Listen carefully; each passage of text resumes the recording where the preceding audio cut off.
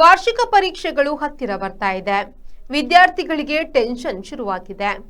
Maths ಸಹವಾಸ ಬೇಡ ಎಂದು ಪಿಯುಸಿಯಲ್ಲಿ ಆರ್ಟ್ಸ್ ಕಾಮರ್ಸ್ ತೆಗೊಂಡವರಿಗೆ ಎಕನಾಮಿಕ್ಸ್ ಡಯಾಗ್ರಾಮ್ಗಳು ಅರ್ಥ ಆಗೋದಕ್ಕೆ ಸ್ವಲ್ಪ ಕಷ್ಟ ಆಗುತ್ತದೆ. ಉಡುಪಿಯ ಬಾಲಕಿಯರ ಸರಕಾರಿ ಪದವಿ ಪೂರ್ವ ಕಾಲೇಜಿನ ಅರ್ಥಶಾಸ್ತ್ರ ವಿಭಾಗ ಪರೀಕ್ಷೆಯ ಹಿನ್ನೆಲೆಯಲ್ಲಿ ಒಂದು ವಿಭಿನ್ನ ಐಡಿಯಾ ಮಾಡಿದೆ. ಎಕನಾಮಿಕ್ಸ್ ಹಬ್ಬ ಎಂಬ ಕಾನ್ಸೆಪ್ಟ್ನಡಿಯಲ್ಲಿ ರೇಖಾಚಿತ್ರಗಳನ್ನು ರಂಗೋಲಿ ಮಾದರಿಯಲ್ಲಿ ವಿದ್ಯಾರ್ಥಿಗಳು ರಚಿಸಿದ್ದಾರೆ. ಕಾಲೇಜಿನ ಸಭಾಂಗಣದ ತುಂಬ ಬಣ್ಣ ಬಣ್ಣದ ರಂಗೋಲಿಗಳು. ಆದರೆ ಇದು ರಂಗೋಲಿಗಳಲ್ಲ, ಡಯಾಗ್ರಾಮ್ಗಳು.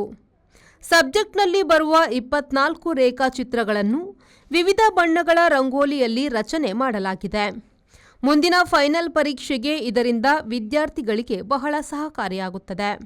ಬಣ್ಣಗಳು ವಿದ್ಯಾರ್ಥಿಗಳ ಮೆದುಳಿನಲ್ಲಿ ಬಹಳ ಚೆನ್ನಾಗಿರುತ್ತದೆ ಎಂಬುದು ಉಪನ್ಯಾಸಕರ ಅಭಿಪ್ರಾಯ.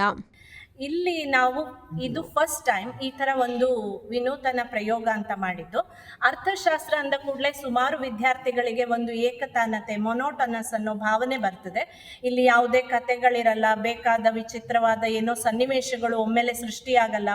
ಇರುವ ವಿಷಯವನ್ನ ತುಂಬ ಬೋರ್ ಆಗಿ ಹೇಳೋದಕ್ಕಿಂತ ನಮಗೆ ಒಂದು ಸ್ಟೂಡೆಂಟ್ಸ್ ಕೂಡ ಕೆಲವು ಸಜೆಷನ್ ಕೊಟ್ಟರು. ಮತ್ತು ನನಗೂ ಅನ್ನಿಸ್ತು, ನಾವು ಯಾಕೆ ಈ ರೀತಿ ಒಂದು ರಂಗೋಲಿ ಬಿಡಿಸ್ತಾ ಇರುವಾಗ ನಮ್ಮ ಸ್ಟೂಡೆಂಟ್ಸ್ ಅಲ್ಲಿ ಹಲವಾರು ಪ್ರತಿಭೆಗಳಿವೆ, ಇವುಗಳನ್ನ ಬಳಸ್ಕೊಂಡು ಅರ್ಥಶಾಸ್ತ್ರವನ್ನ ಇನ್ನಷ್ಟು ಆಸಕ್ತಿಕರವಾಗಿ ಮಾಡೋಣ ಅನ್ನೋ ಕಾರಣಕ್ಕೆ ಸಿಲೆಬ್ರೇಟ್ ಎಕನಾಮಿಕ್ಸ್, ಈಗ ಪರೀಕ್ಷೆ ಕೂಡ ಹತ್ರ ಬರ್ತಾ ಇದೆ, ವಿದ್ಯಾರ್ಥಿಗಳು ಪರೀಕ್ಷೆಯಿಂದ ವಿಮುಖವಾಗಿ ಹೋಗೋದಕ್ಕಿಂತ ಅದ್ರ ಬಗ್ಗೆ ಒಂದು ಆಸಕ್ತಿ ಬೆಳೆಸ್ಕೊಳ್ಳಿ ವಿಷಯದ ಬಗ್ಗೆ ಅನ್ನೋ ಕಾರಣಕ್ಕಾಗಿ ಇಲ್ಲಿ ನಾವು ಅವರನ್ನ ಕರೆದು ಈ ತರ ರಂಗೋಲಿ ಹಾಕೋಣ ಅನ್ನುವಂತಹ ಒಂದು ಹೇಳಿದಾಗ ಸ್ಟೂಡೆಂಟ್ಸ್ ತುಂಬಾ ಇಷ್ಟಪಟ್ಟು ತುಂಬಾ ಆಸಕ್ತಿಯಿಂದ, ಇನ್ಫ್ಯಾಕ್ಟ್ ಅವರೇನೆ ನಾವು ಇದನ್ನ ಬಿಡಿಸ್ತೇವೆ, ಈ ತರ ಚಿತ್ರ ಬಿಡಿಸ್ತೇವೆ, ಈ ಕಲರ್ ಹಾಕ್ತೇವೆ ಅಂತ ಅವರೇ ಮುಂದ್ಬಂದು ಮಾಡಿದ್ದಾರೆ.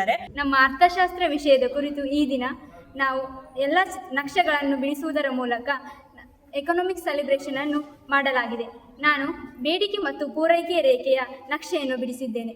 ಮಾರುಕಟ್ಟೆಯಲ್ಲಿ ಬೇಡಿಕೆ ಇದ್ದಾಗ ಪೂರೈಕೆ ಅಧಿಕ ಪ್ರಮಾಣದಲ್ಲಿ ಆಗುತ್ತದೆ. Sreejith, V4 news, Udupi.